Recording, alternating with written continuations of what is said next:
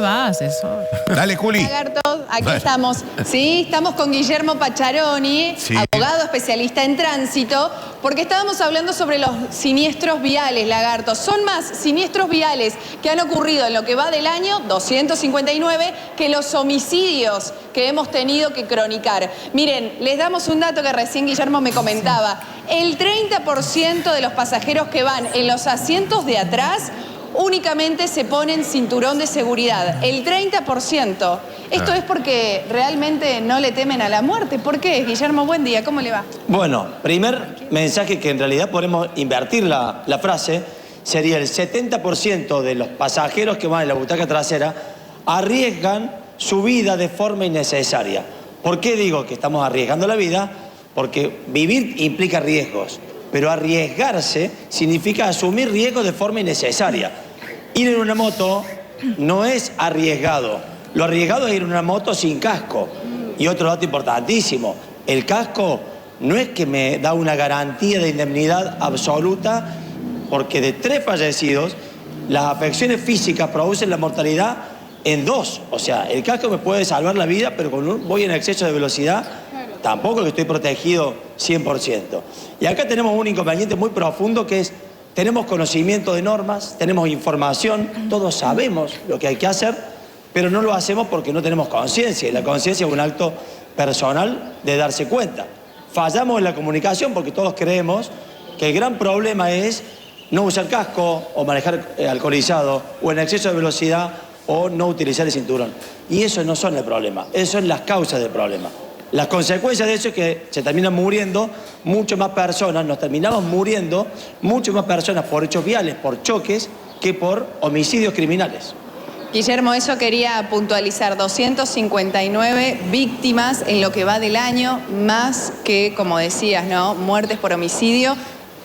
¿Cuál es la solución ante esto? Porque realmente son datos preocupantes.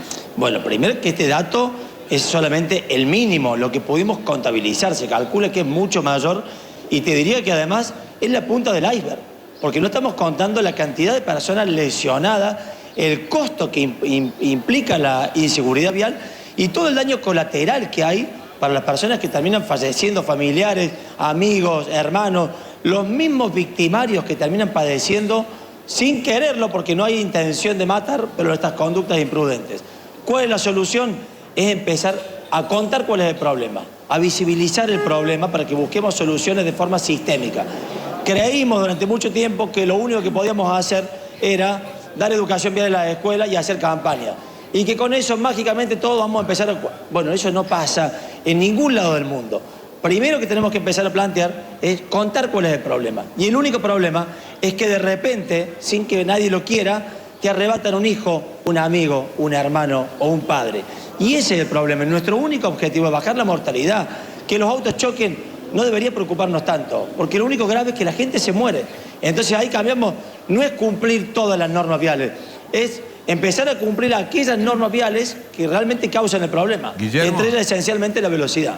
Sí, Guillermo. Lagarto, los escuchamos. Sí, buen día. Hola, Lagarto, ¿cómo estás? Buen día. ¿Qué tal? Buen día, buen día. No, se me viene a la memoria las campañas, grandes campañas que se hicieron por el tema de los cinturones, por el tema de las luces, por el tema de la velocidad, y todas han tenido un denominador común. Algo así como que la rigidez en los controles nos han ido obligando a ponernos los cinturones, a poner la luz, etcétera, etcétera. ¿Qué quiero decir con esto? Que la letra a veces entra con castigos, y hemos aprendido ahora, por lo menos los que vamos conduciendo, los de adelante, nos ponemos el cinturón. Capaz que llegó el momento de decir... Es bueno, correcto. Por lo menos llegó el momento de decir, bueno, y ahora controlaremos y pondremos multas porque los de atrás también tienen que ir ajustados. El tema es que el Estado se tiene que meter en todo, no somos capaces de manera individual de asumir las responsabilidades. 2 reflexiones, Lagarto. En primera medida, cuando el Estado controla, todos como sociedad decimos, el Estado está para recaudar. Sí. Y cuando no controla, creemos que es responsabilidad del Estado. Y esto es una responsabilidad social. El Estado tiene una función, pero los medios de comunicación también tienen una función, las compañías de seguro, las escuelas, todos tenemos un rol que cumplir tendiente a disminuir. Y con lo que me planteas, también te hago esta reflexión. El gran inconveniente que hay es que si comunicamos que el riesgo es que el Estado me multe, estamos comunicando mal. El riesgo es que esta inconducta, cuando yo voy en mi auto y mi hijo va desatado atrás y mi auto puede tumbar, porque situación de lo más común que sucede es que los autos tumben. En una ruta yo creo que el gran riesgo es que me impacten de frente, pero hay 2 veces más siniestros graves por gente que tumba, es decir, que pisa la banquina y el auto despista, que por impactos frontales. Los siniestros por alcance, como el del doctor de la Sota, son los menos frecuentes. La gran mayoría de los siniestros en ruta, por ejemplo, tiene que ver con el despiste. Entonces, el Estado también tiene que comunicar correctamente. Porque si comunica, ponete cinturón de seguridad o baja la velocidad, evita multas, está diciendo que el cinturón o la velocidad o el alcohol sirve para evitar multas. Y la multa no es un riesgo vial, la multa es un riesgo económico. Y eso tenemos que poder poner todo el foco en de qué forma vamos a poder transmitir esta inseguridad vial, en el buen sentido de la palabra, el miedo real de exposición al que estamos expuestos. Porque a la medida que el ser humano percibe ese riesgo, pasa, por ejemplo, cuando la gente pone reja en su casa. Nadie le obligó a poner reja, nadie lo educó, no es ni obligatorio ni gratuito. Sin embargo, ¿por qué lo hacemos? Porque percibimos un riesgo y me cuido.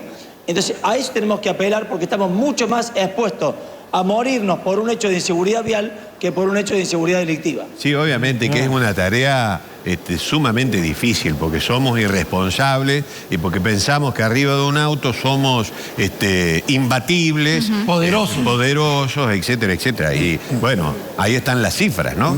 Ahí están las cifras. Todos creemos que no nos va a pasar. Sí, claro. Si yo realmente sintiera que me va a pasar, y además más grave aún, creemos que la solución lo tiene que dar otro y no yo. Bueno, lo cierto es que estamos todos expuestos a este riesgo. Hoy la seguridad vial en Argentina y en gran parte de Latinoamérica se rige por la suerte. Pero en la medida que vos te das cuenta y haces conciencia, es decir, cambias tu propio comportamiento para tratar de disminuir los propios riesgos a los que estás expuesto, empezamos también a entender un poco cuál es la solución. Las cifras son realmente escalofriantes, Guillermo, ¿no? 375 muertos en el 2022, 399 muertos en el 2023, se llevan 259 muertos ahora. La verdad que eso es impresionante, ¿no? Las cifras son terribles. Son terribles. Pero el problema, ¿sabés cuál es, Vaca? Es que como no me afectan a mí, o sea, este fin de semana se murieron jóvenes, pero no son mis familiares, nadie está preocupado porque...